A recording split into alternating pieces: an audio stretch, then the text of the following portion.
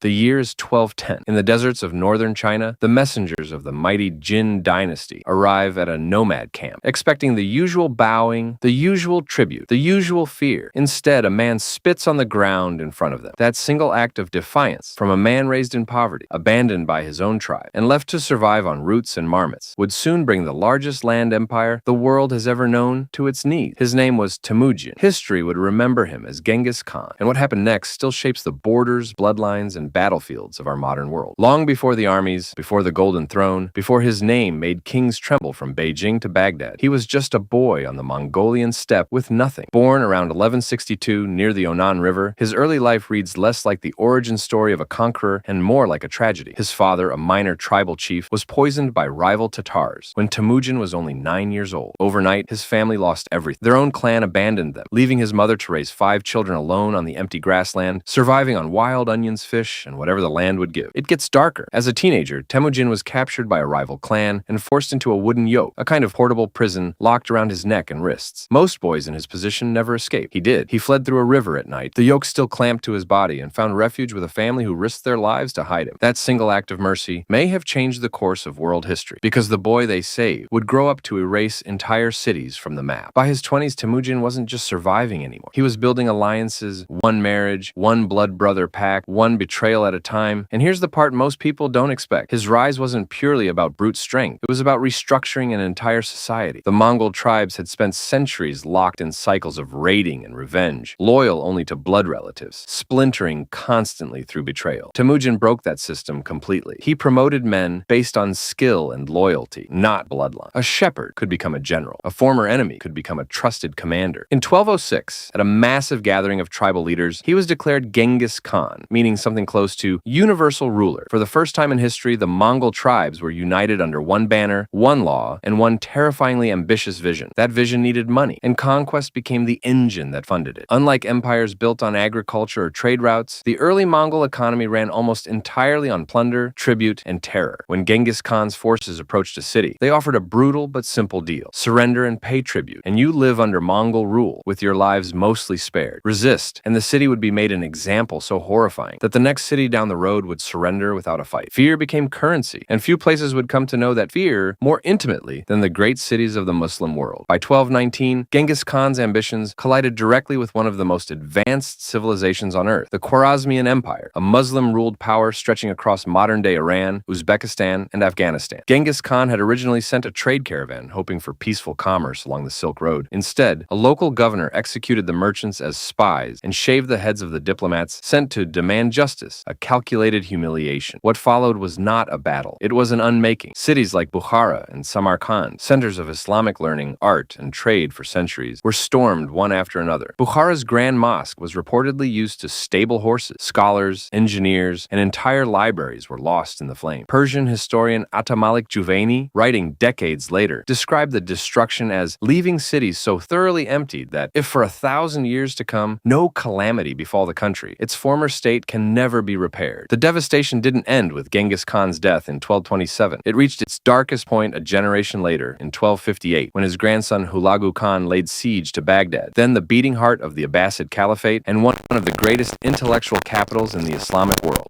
The House of Wisdom, home to centuries of accumulated knowledge in medicine, mathematics, and philosophy, was destroyed. Survivors describe the Tigris River running black, with ink from the manuscripts thrown into its waters, and red with blood in the days that followed. Estimates of the dead range from the tens of thousands into the hundreds of thousands. It marked, for many historians, the symbolic end of the Islamic Golden Age, a wound that Muslim scholars and chroniclers would write about with grief for centuries afterward. And yet, in a strange twist that surprises most people, Genghis Khan's own empire didn't remain hostile to Islam for long. He established the Yassa, a strict legal code that applied to everyone, from a common herder to a high-ranking general. And under it, religious tolerance was enforced across the empire, an almost unheard of policy in the 13th century. Within decades, entire branches of his own descendants converted to Islam. The Golden Horde in Russia and the Ilkhanate in Persia, both founded by his grandsons, eventually became Muslim-ruled states themselves. The very bloodline responsible for burning Baghdad would, within 2 generations, be building mosques and patronizing Islamic scholarship. History rarely moves in a straight line, and this is one of its strangest turns. Of course, none of this came without a staggering human cost. Some historians estimate the Mongol conquests may have killed somewhere between 20 and 40 million people across Asia and the Middle East, a number so large that some researchers believe it temporarily cooled the planet's climate due to reforestation on abandoned farmland. Entire irrigation systems in Persia, built up over centuries, were destroyed and never fully recovered. This wasn't just war, it was demographic reshaping on a continental scale, and it reveals a hidden truth about empires built primarily on conquest. They need constant expansion to survive. Stop moving forward, and the entire structure risks collapsing under its own weight. So how did an army from the middle of nowhere, without gunpowder, without siege engines of their own design, defeat empires that had existed for centuries? The answer lies in psychology. As much as military tactics, Genghis Khan understood that information and fear were weapons just as powerful as swords. Mongol scouts gathered intelligence obsessively before any invasion, mapping trade routes, political rivalries, and internal weaknesses. His soldiers, each riding with multiple horses, could travel nearly 100 miles a day, a speed no army in Asia or Europe could match. By the time a city realized what was happening, the Mongols were already inside the walls. Even the greatest conquerors make mistakes, though, and Genghis Khan's biggest one wasn't military. It was succession. He divided his empire among his sons, hoping to preserve unity through shared bloodline, the same mistake countless empires before and after him would make. Within a few generations after his death, the empire split into competing khanates, some allying with old enemies, others fighting each other more fiercely than they ever fought outsiders. The very system that helped him conquer, decentralized command and loyalty to strong individual leaders, became the very thing that eventually pulled his empire apart. And yet, despite the fractures, the scale of what he built is almost impossible to overstate. At its peak under his successors, the Mongol Empire stretched across roughly 9 million square miles, connecting China, Persia, Russia, and Eastern Europe under a single trading network for the first time in history.